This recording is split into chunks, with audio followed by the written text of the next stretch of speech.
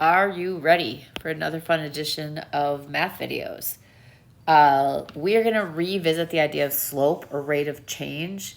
Rate of change is basically reminding you that it's how much y changes per x. It's always y per x because if you think about what you remember about slope, slope is change in y over change in x. If I have a point that I call x1, y1, and I connect it to some other point with a line, and I call that x2, y2, then my formula, as you may remember, is to find the change in the y's by subtraction over the change in the x's by subtraction. We call that rise over run because in graph paper, x goes sideways, y goes up and down. So change in y is how much does it rise, which is kind of a misnomer because we would like to say, hey, if it's positive slope, it's going to go up and over, so that's going to actually rise. If it's a negative slope, it's going to go down and over, and so that actually falls from left to right. But technically, we keep using rise over run. Keep in mind that it doesn't have to rise or fall. It could go straight across and have a slope of 0, and that would be a horizontal line. Or it could go straight up and down, and that one doesn't have a mathematical meaning. It's undefined. I always think of it like your roof.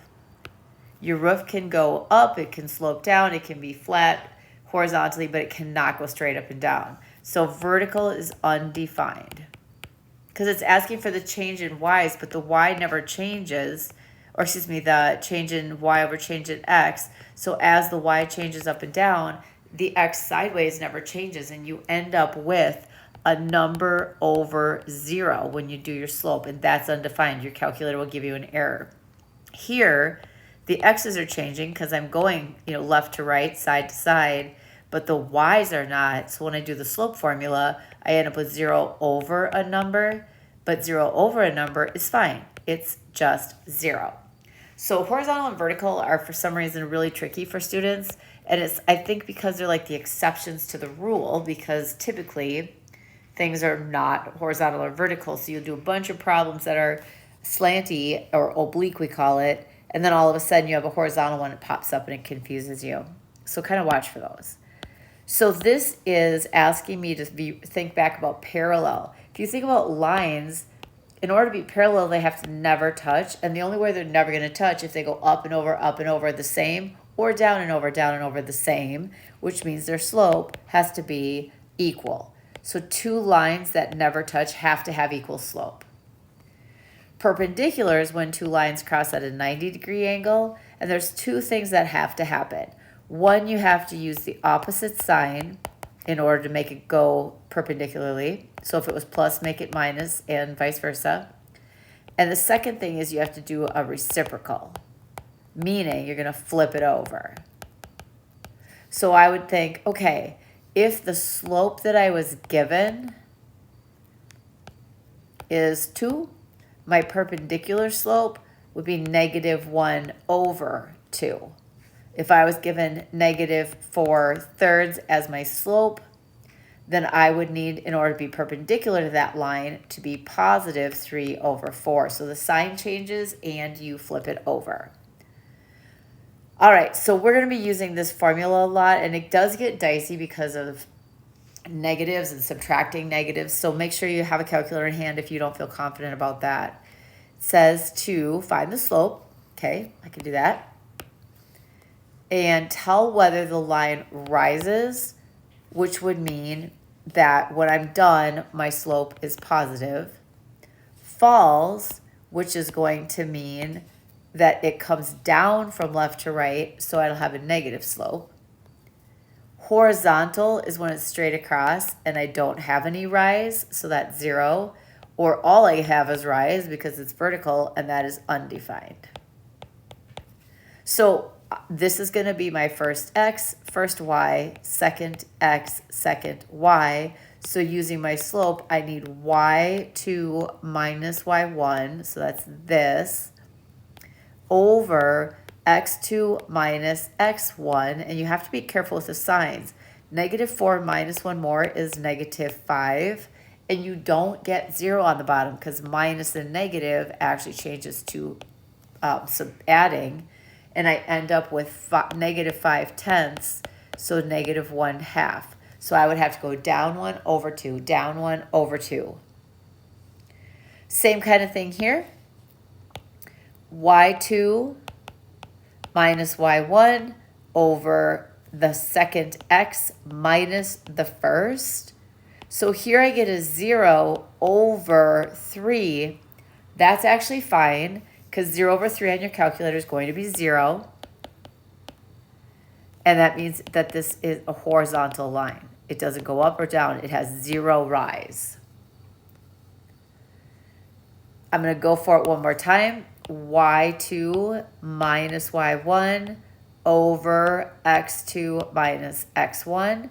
I get 6 over 0. And can't do that. So this one has a slope that is undefined because it's just going to be vertical.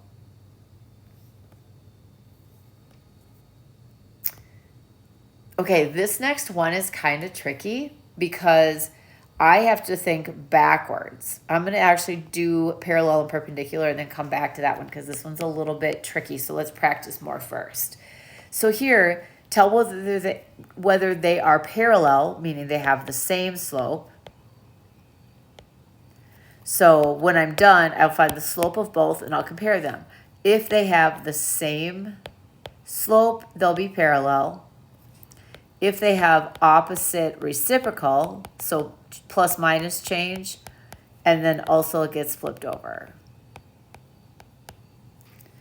then I would say it's perpendicular. And if neither of those happens, I would go with neither. So for line 1, taking y2 minus y1 over x2 minus x1, I have to watch my signs, -1 minus 2, and these become positive. So that's the slope of the first line. When I go back and do slope again for the second line, I'm going to have, for line 2, 3 minus -1 over 2 minus -4. The minus negatives cancel and turn positive. So I get 4 over 6, which reduces to 2/3. I wrote a 3 here, and I didn't mean to. I think I said 2. 0 plus 2 would have been a 2. So here I have 3/2. Here I have 2/3. That one's kind of tricky. Oh, this one's negative. Sorry, I ran through it. So I have -3/2, positive 2/3. So that is tricky to look at, but they're opposite in size, sign, and flipped over. So that will make them perpendicular because they are opposite reciprocals. Here I'll do line 1, y2 minus y1 over x2 minus x1. I'll get 1/3, and that's what I'll be comparing to the other slope. So for line 2, this one's tricky because of all the negatives. -2 minus 3 over -1 minus -4. So the top, -2 minus 3 more is -5. These cancel, however, and I end up with a -1 plus 4, so that is a 3. So my final answers are 1/3 and -5/3. They are not the same, so it's not parallel. They are not opposite reciprocals. They are opposites, one's plus and one's minus, but they're not flipped over versions of each other. And so that would mean that these are neither, because I got 1/3 and -5/3. All right, so here, find the average rate of change. Average rate of change, when you see that, is just slope. Include the units of measure. Okay, so that goes back to the very first thing I said. When you're doing slope, because it's rise over run, it's going to be y per x, because it's going to be y's on the top, x on the bottom. So you would say miles per hour, dollars per pound, or whatever it's going to be, but the y is going to go first. So here, I'm going to go ahead and find myself a slope by taking y2 minus y1 over x2 minus x1. I'm going to get negative 2 over negative 6. The negatives cancel, and I get 1/3. And then this was, x is measured in minutes. Sorry, I was trying to find that. And then y is measured in miles. So y per x would be miles per, and then x is in minutes. All right, let's tackle that last one and then call it a day, or a night in my case. So don't freak out. You're trying to get the slope to be 3 because it says so. So that would be y2 minus y1, which I don't know yet, over 2 minus 0, because that's x2 minus x1. Okay, and I need that to be 3. So I'm going to have negative 4 minus k over 2 equals 3. And then I'm going to try to solve for k. So I'll start by multiplying both sides by 2 so that this can cancel. Now I'll have negative 4 minus k left, but this becomes a 6. So I'm going to have to get this negative 4 over to the other side. And so I'm going to add that 4. And negative k will equal 10. So positive k must equal negative 10. And so using that as my k value, I will get the slope they want. So that's kind of working backwards. So that's a little tricky. But everything else is just slope formula over and over and over again. And understanding that when they say parallel, they mean same slope. And when they say perpendicular, they mean opposite, reciprocal. Have a great time doing whatever you're doing besides watching math videos. Bye, guys.